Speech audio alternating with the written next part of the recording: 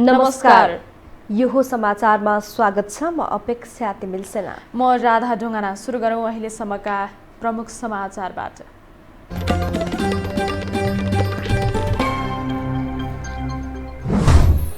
कोरोनाले नेपालमा आज 21 जनाको मृत्यु, 2800 संक्रमित थपिए, उतिनै संख्यामा संक्रमण मुक्त।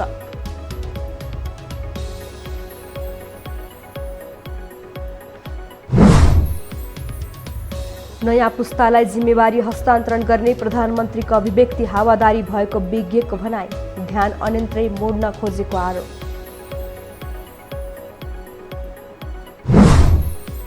चिनी मिल मालिकबाट रकम नपाएका उखु किसानप्रति सरकार उदासीन, बिहिबारदेखि आन्दोलन थाल्ने पीडितको तयारी।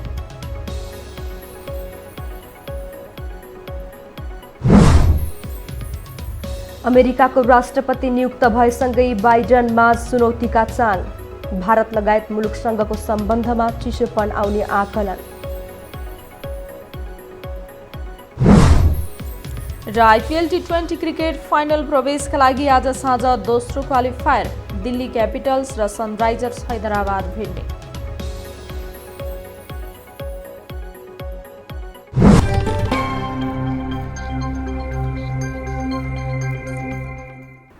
अब समाचार विस्तारमा। नेपालमा पछिल्लो 24 घण्टामा कोरोना संक्रमणले थप 21 जनाको मृत्यु भएको छ। स्वास्थ्य तथा जनसङ्ख्या मन्त्रालयका अनुसार मृत्यु हुनेको संख्या 1108 पुगेको छ। यस्तै 24 घण्टामा देशभर थप 2817 जनामा संक्रमण पुष्टि भएको छ। यसमध्ये काठमाडौँ उपत्यकाका 1533 जना रहेका छन्। काठमाडौँका 1294, ललितपुरका 162 र भक्तपुरका 77 संक्रमित पाइएका हुन्। मन्त्रालयको तथ्याङ्क अनुसार आज देशभर 2812 संक्रमण मुक्त भएका छन्।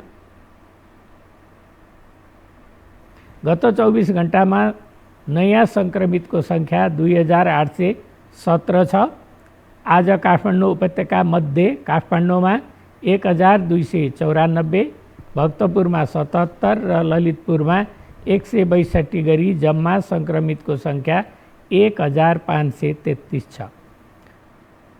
मन्त्रालयका अनुसार 35,419 संक्रमित आइसोलेसनमा उपचाररत छन्। त्यस्तै 398 जना आइसियुमा र 82 जना भेन्टिलेटरमा रहेका छन्।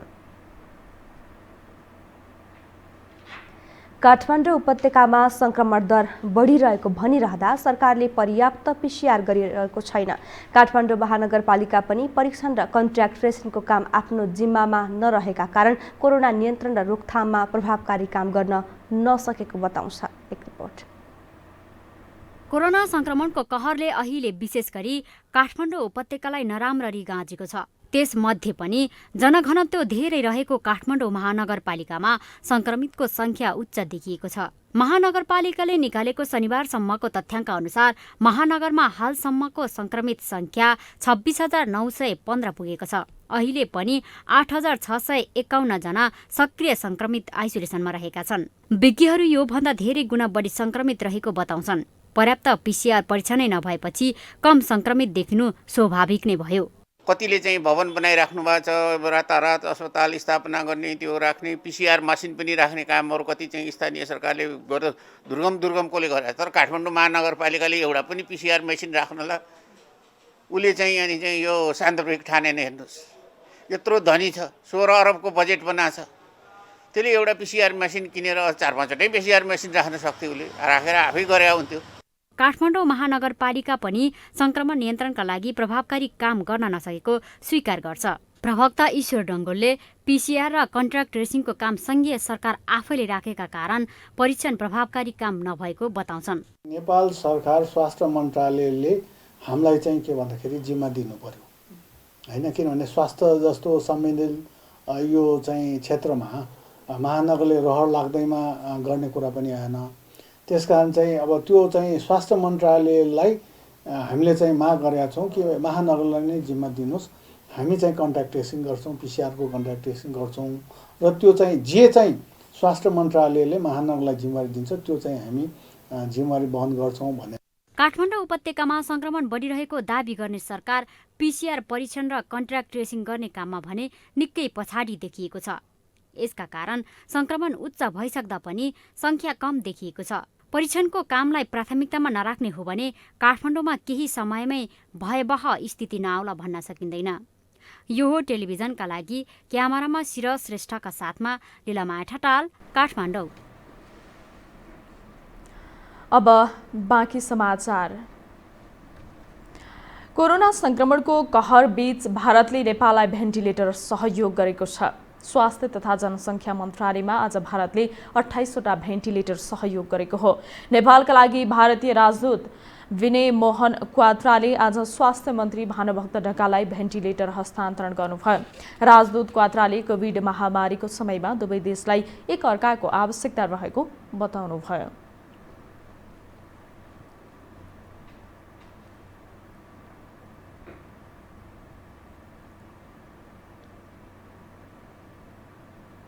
जो भारतीय प्रधानमंत्री जी की, भारत की जनता की नेपाल के प्रति सहयोग, सकारात्मकता और सहकार्य की भावना है,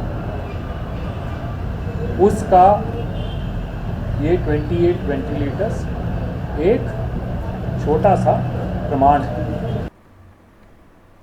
स्वास्थ्य मन्त्री ढकालले आफू अप्ठ्यारोमा भए पनि सहयोग गरेको भन्दै भारत सरकारको प्रशंसा गर्नुभयो। उहाँले सहयोग प्राप्त भेन्टिलेटर उपयुक्त ठाउँमा पठाउने बताउनु भएको छ। कोभिड-19 सङ्कट व्यवस्थापन केन्द्र सीसीएमसीले विदेशमा अलपत्र परेका नेपाली ल्याउने काम पूरा भएकाले उद्धार उडान बन्द गर्न सरकारलाई सिफारिस गरेको छ। अहिलेसम्म 1,36,216 जनाको उद्धार गरी स्वदेश फर्काएको भन्दै सीसीएमसीले उडान बन्द गर्न सरकारलाई सिफारिस गरेको हो। प्रधानमन्त्री तथा मन्त्री परिषद कार्यालयका सचिव महेन्द्र प्रसाद गुरागाईले सबै देशका नेपाली कूटनैतिक नियोगले उद्धार सकिएको जानकारी गराएपछि उडान बन्द गर्न सरकारलाई सिफारिस गर्न लागेको बताउनुभयो। र कूटनैतिक नियोगहरूबाट अब उद्धार गर्न जरुरी भएको संख्या लगभग सकिएको जानकारी प्राप्त भएकोले र नियमित उडानहरूबाट उहाँहरूलाई अब बाँकी रहेकोलाई समावेश गर्न सकिने अवस्था भएको हुनाले अब नियमित उडानबाट समायोजन गरेर ती उद्धार गर्नुपर्ने व्यक्ति कोही बाँकी रहेको भए त्यसबाट समावेश गर्ने गरी अब उद्धार उडानहरू गर्नु नपर्ने निर्णय भएको छ। सीसीएमसीले होम आइसोलेसनमा रहेका कोरोना संक्रमितको संख्या धेरै रहेको अवस्थामा स्वास्थ्य परामर्शका लागि स्थानीय तहका वडाबाट स्वास्थ्य कर्मीले परामर्श सेवा दिन अनुरोध गर्ने निर्णय पनि गरेको छ। यस्तै कूटनैतिक नियोगका कर्मचारीका परिवारलाई पनि नेपाल आउन दिने निर्णय गर्न मन्त्री परिषदलाई सिफारिस गरिएको उहाँले बताउनुभयो। हामीसँग समाचार बाँकी नै छन्, अहिलेलाई विश्राम।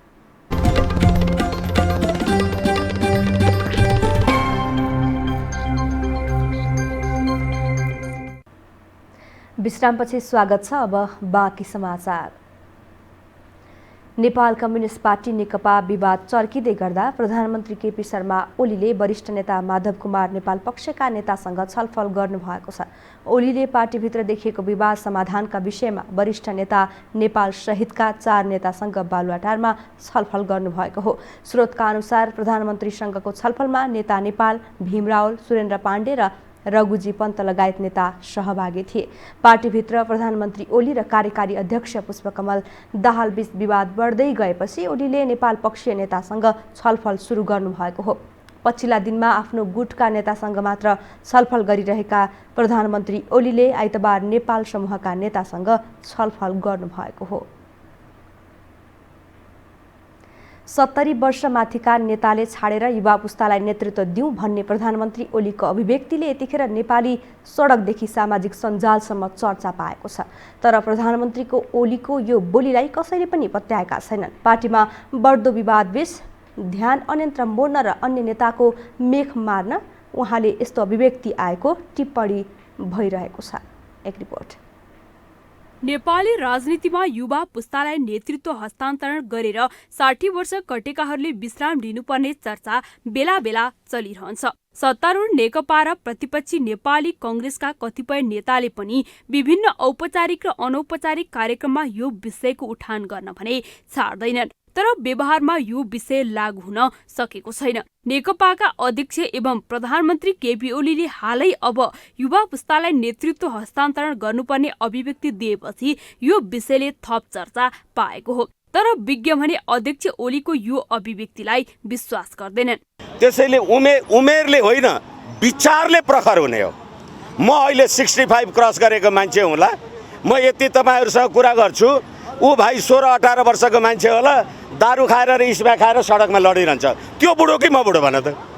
यसकारण उमेरले तपाईलाई राज्य गर्नलाई उमेरले छेक्छ भने। पार्टीको बढ्दो मतभेदपछि विवादित अभिव्यक्ति दिँदै आएका प्रधानमन्त्री ओलीको अभिव्यक्ति जनता र कार्यकर्ताको ध्यान अर्कोतर्फ मोड्ने मात्रै भएको कतिपयको बुझाइ छ। पार्टीभित्र 60 कटेका नेताहरूबीच नै पदको हानाथाप भइरहेका बेला युवा पुस्तालाई नेतृत्व दिन्छु भन्नु हास्यास्पद भएको विश्लेषकको बुझाइ छ। तर विज्ञहरू भने अब दलका पहिलो दोस्रो तहका नेताले नेतृत्व छाडेर 30 वर्षकाले नेतृत्व लिनुपर्ने बताउँछन्। 24 नआएको माथिलाई युवा मानेन भने 24 मुनिकोलाई नेतृत्व दिउँ न त सबै, है। अब 24 मुनिको फरक अझ 30 सम्म गर्न सकिन्छ। 30 माथि र मुनिमा के फरक हुन्छ भने 30 मुनिकोले म भविष्यमा के गर्छु भन्ने मात्रै कुरा हुन्छ। 30 माथिकोले मैले के गरेँ, के गर्न सकिनँ भन्ने मात्रै कुरा हुन्छ। त्यसकारण मैले के गरेँ, के गर्न सकिने जम्मैलाई ब्र्याकेट आउट गरिदिउँ, उनीहरूलाई हटाइदिउँ र 30 मुनिको जो छ उहाँहरूलाई चाहिँ नेतृत्व दिउँ। त्यो दियो भने के हुन्छ भने 30 मुनिको त सबै कोही बिग्रे होला, सङ्गत त फेरि त्यो भ्रष्टाचारीहरूकै बढी छ। पदको भागभण्डा र गुटगत स्वार्थका लागि महिनौदेखि लडिरहेका ओली, पुष्पकमल दाहाल र माधव कुमार नेपाल लगायतका कोही नेता पनि व्यवहारत नेतृत्व हस्तान्तरणका लागि तयार देखिएका छैनन्। शीर्ष नेता विभिन्न एजेन्डा र फण्डा निकालेर कार्यकर्ता र जनताको आँखामा छारो हालेर अघि बढिरहेका छन्। यो टेलिभिजनका लागि क्यामेरामा सञ्जय खिमिरेका साथ कान्ति न्यौपाने, काठमाडौँ। अब बाँकी समाचार। लकडाउनका कारण 7 महिना बन्द रहेको पोखराको फेवातालमा डुङ्गा सञ्चालनमा आएपछि पर्यटकको चहल पहल बढेको छ। फेवातालमा लकडाउन पछिका सुरुवाती दिनमा डुङ्गा रित्ता देखिए पनि अहिले दैनिक 200 भन्दा बढी पर्यटक पुग्ने गरेका छन्। संख्यात्मक हिसाबले विगतभन्दा कम भए पनि लकडाउन पछिको अवस्था सन्तोषजनक रहेको व्यवसायीहरूले बताएका छन्। फेवा डुङ्गा व्यवसायी समितिका उपाध्यक्ष मङ्गल नेपालीले नेपालमा कोरोनाको प्रभाव कम भएको सन्देश विश्वभर दिन सक्नुपर्ने बताउनुभयो। फेवातालमा सयर हुने पर्यटक र अन्य डुङ्गा चालकहरूले स्वास्थ्य सुरक्षाका मापदण्ड अनिवार्य पालना गर्नुपर्ने व्यवस्था गरिएको छ। साबुन पानीले हात धुने र मास्क अनिवार्य गरिएको छ। डुङ्गामा भौतिक दूरी कायम गर्ने गरिएको छ। धार्मिक क्षेत्रका अभियन्ताले कोरोना संक्रमणको बहानामा मठ मन्दिर बन्द गरिएको भन्दै विरोध प्रदर्शन गरेका छन्। आज पशुपतिनाथ परिसरमा जम्मा भएर उनीहरूले सरकारले संविधानले दिएको अधिकार कुण्ठित गरेको भन्दै मठ मन्दिर खुलाउन माग गरेका हुन्। 80% हिन्दू धर्म मान्ने देशलाई धर्मनिरपेक्ष बनाएर पुरातन संस्कृति मास्न खोजेको आरोप लगाएका छन्। भट्ट गुरु केदारनाथ भण्डारीज्यूलाई अहिले पुलिस माथिबाट पुलिस प्रशासन लगाएर उसलाई हिरासतमा राखेको छ। जो हजुरको भन्नाले कीर्तिपुर आयुर्वेदिक ठाउँमा राखेको छ। किनकि एउटा ऊ पनि केदारनाथ एउटा धर्मको एउटा गुरु हो भनेपछि त्यही गुरुको शिक्षक चेलाले सिक्ने हो हामी। तर अहिलेको यो सरकारले यति अत्याचार गरेको छ। कोरोना भाइरस भनेको छ, कोरोना भाइरसको नाममा त्यति देशलाई डाउन गरेको छ। मठ मन्दिर हरेक पश्चिम मेची पूर्व मेची माथि लिएर जाएको मठ मन्दिर बन्द गरेर एउटा हाम्रो चाडपर्व आछ। यो हिन्दू संस्कार भने त हाम्रो मठ मन्दिर हो नि, होइन र? अभियन्ताले धर्म संस्कृति बचाउने लगायतका विभिन्न 7वटा माग राखेर सरकारवालासँग छलफल गरेका छन्। तर छलफलको निष्कर्ष भने नआएको उनीहरूको भनाइ छ।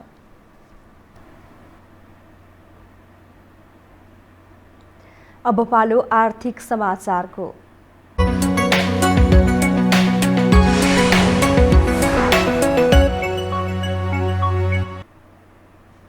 उखु किसानहरूले मङ्सिर 27 गतेदेखि आन्दोलन थाल्ने घोषणा गरेका छन्। उखु मिलहरूले गत वर्ष आफूहरूसँग किनेको उखुको बक्यौता भुक्तानीमा ढिलाइ गरेको भन्दै किसानहरूले मङ्सिर 27 गतेदेखि आन्दोलन सुरु गर्ने घोषणा गरेका हुन्। आज सिंहदरबारमा उद्योग, वाणिज्य तथा आपूर्ति मन्त्री लेखराज भट्टलाई ज्ञापन पत्र बुझाउँदै उनीहरूले सबै रकम भुक्तानी नभए आन्दोलनमा जाने बताएका छन्।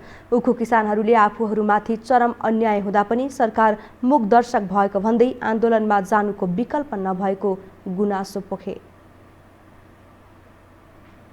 किसानहरूको भुक्तानी भएन, अतः हामी किसानहरू पुनः सडक आन्दोलनबाट नै आफ्नो पीडा र नेपाल सरकारको गलत रवैया, व्यापारीको झुक्याउने प्रवृत्ति पर्दाफास गर्न एवं सम्पूर्ण किसानहरूको भुक्तानीका लागि अघि बढ्ने निर्णय गरेको जानकारी माननीय मन्त्रीज्यू लगायत सम्पूर्ण जनमानसमा अवगत गराउन चाहन्छु। मन्त्री भट्टले बन्द भएका उद्योगको जायज यथा बेचेर भए पनि किसानको रकम दिलाउने प्रतिबद्धता दोहोऱ्याउनु भयो। उहाँले किसानको समस्या समाधानका लागि जुनसुकै कदम चाल्न पछि नपर्ने बताउनु भयो। मेरो आफै फोनमा गृह सचिवसँग पनि कुराकानी भएको छ। उहाँले के भन्नुभएको छ भने हामी उपस्थित गराइदिन्छौँ भन्नुभएको छ। उहाँहरूलाई ल्याएर अब छलफल गरिन्छ, कति दिनभित्रमा बाँकी किसानको बकाया तिर्नु भएन भने आगामी कदम मन्त्रालयले कानुनमा भएका ऐनलाई प्रयोग गरेर किसानको बकाया कसरी तिराउने भन्नेतिर कदम स्टेप चाल्ने कुरो। मन्त्री भट्टले केही दिन अघि देशका उद्योग व्यवसाय बचाउन चिनी मिल सञ्चालकलाई कारबाही नगरेको प्रतिक्रिया दिनुभएको हो। हामीसँग अन्तर्राष्ट्रिय र खेल समाचार बाँकी नै छन्। अहिलेलाई विश्राम।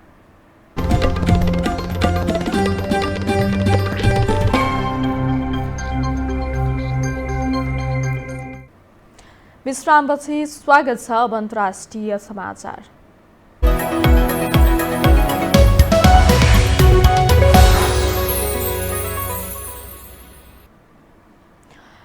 डेमोक्रेटिक पार्टीका उम्मेद्वार जो बाइडेन अमेरिकाको 46औं राष्ट्रपतिमा निर्वाचित भएका छन्। अमेरिकाको इतिहासमा सबैभन्दा बढी उमेरको राष्ट्रपतिका रूपमा सबैभन्दा बढी मत सहित विजयी भएसँगै बाइडेन सामु चुनौतीका चाङ छन्। पार गर्न के उनी सफल होलान्? डेमोक्रेटिक पार्टीका प्रत्याशी जो बाइडेन 46औं राष्ट्रपतिमा निर्वाचित भएसँगै बाइडेन पछिल्ला 3 दशकमा पदासीन राष्ट्रपतिलाई हराउने पहिलो उम्मेदवार भएका छन्। जो बाइडेन सन् 2009 देखि 2017 सम्म बाराक ओबामा प्रशासनमा उपराष्ट्रपति थिए। चुनावी अभियानका लागि निकै सफल मानिने बाइडेन सन् 1973 देखि सन् 2009 सम्म डेलावेयरबाट निरन्तर सिनेटर भएका थिए। उनले 33 वर्ष अघि सन् 1988 मा राष्ट्रपति चुनावको प्रत्याशीका रूपमा आफ्नो अभियान चलाएका थिए। त्यसबेला बलियो दावेदार ठानिएका उनी बेलायती राजनीतिज्ञ नील किनकको भाषण चोरेको आरोप लागेपछि अभियान त्याग्न बाध्य भएका थिए। बाइडेनमा विदेश नीति सम्बन्धी दशकौं लामो अनुभव छ। प्रखर वक्ताका रूपमा परिचित बाइडेन सामान्य नागरिकसँग निकै सहज रूपमा घुलमिल हुन सक्छन्। जो बाइडेनले राजनीतिमा पहिलो पाइला चाल्दा अहिलेका कयौं मतदाताहरू जन्मिएका पनि थिएनन्। बाइडेनको वाशिंटनसँगको नाता 47 वर्ष अघि सन् 1973 मा जोडिएको थियो, जब उनी अमेरिकी सिनेटका सदस्य बनेका थिए। उनी मतदातालाई आकर्षित गर्न सक्ने स्वाभाविक नेता हुनुका साथै कुनै पनि बेला गलत वाक्य बोल्न सक्ने नराम्रो गुण भएका मानिस पनि हुन्। बाइडेनले अमेरिकी सिनेटका चुनाव 7 पटक जितेका छन्। उनको व्यवहारलाई लिएर महिलाहरूबाट बाइडेनले कयौं आरोप खेपेका छन्। गत वर्ष बाइडेनले आफूहरूलाई अनुचित रूपमा स्पर्श गरेको, अङ्गालो हालेको वा चुम्बन गरेको भन्दै 8 महिलाले आरोप लगाएका थिए। करिब 50 वर्षदेखि उनी उच्च स्तरको राजनीतिमा संलग्न भइआएका छन्। बाइडेनकी पहिली पत्नी नेलिया र उनका छोरीहरू कार दुर्घटनामा ज्यान गुमाएका थिए। सिनेटमा पहिलो चुनाव जितेपछि शपथ लिने तयारी गर्दै गर्दा उनको कार दुर्घटनामा भएको पत्नी नेलिया र छोरीहरू नाओमीको ज्यान गएको थियो भने 2 छोरा बो र हन्टर घाइते भएका थिए। बाइडेनका छोरा बोले डेलावेयर राज्यका महान्यायाधिवक्ताको जिम्मेवारी सम्हालेका थिए र साथै सैनिक अधिकारीको रूपमा इरानमा खटिएका थिए। सन् 2015 मा 46 वर्षको उमेरमा मस्तिष्कमा ट्युमरका कारण उनका छोरा बो ब्राइडनको निधन भयो। आफ्नो परिवारका त्यति धेरै सदस्य गुमाएका ब्राइडनप्रति सर्वसाधारण अमेरिकीमा सहानुभूति रहँदै आएको छ। अब पालो खेल समाचारको।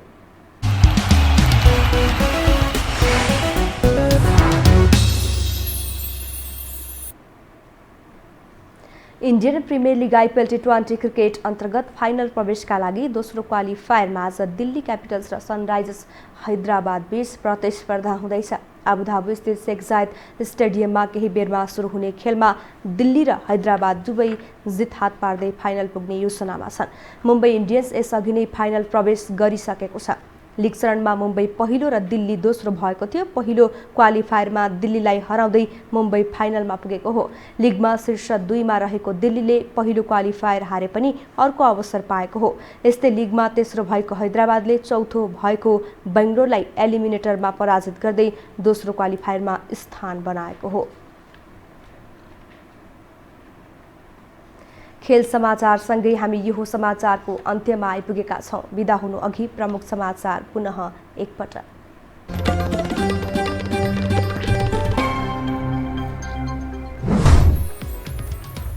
कोरोनाले नेपालमा आज 21 जनाको मृत्यु, 2800 संक्रमित थपिए, उति नै संख्यामा संक्रमण मुक्त।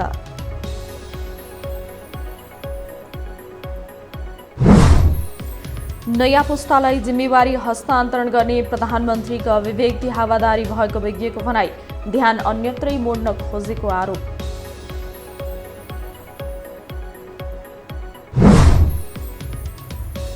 चिनी मिल मालिकबाट रकम नपाएका उखु किसानप्रति सरकार उदासीन, बिहीबारदेखि आन्दोलन थाल्ने पीडितको तयारी।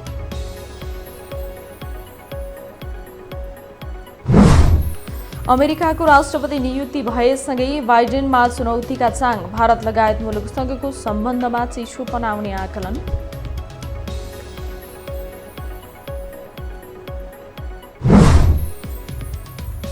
र आइपिएल टी20 क्रिकेट फाइनल प्रवेशका लागि आज साँझ दोस्रो क्वालिफायर, दिल्ली क्यापिटल्स र सनराइजर्स हैदराबाद भिड्ने।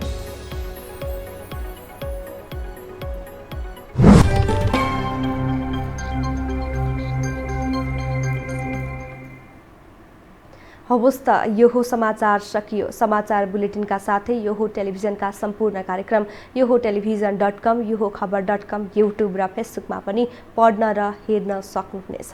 मोबाइलमा यो टिभी एप डाउनलोड गरी हामीलाई प्रत्यक्ष हेर्न सक्नुहुनेछ। तथ्यसहितको निष्पक्ष समाचारका लागि हेर्दै रहनुहोला यो हो टेलिभिजन। नमस्कार।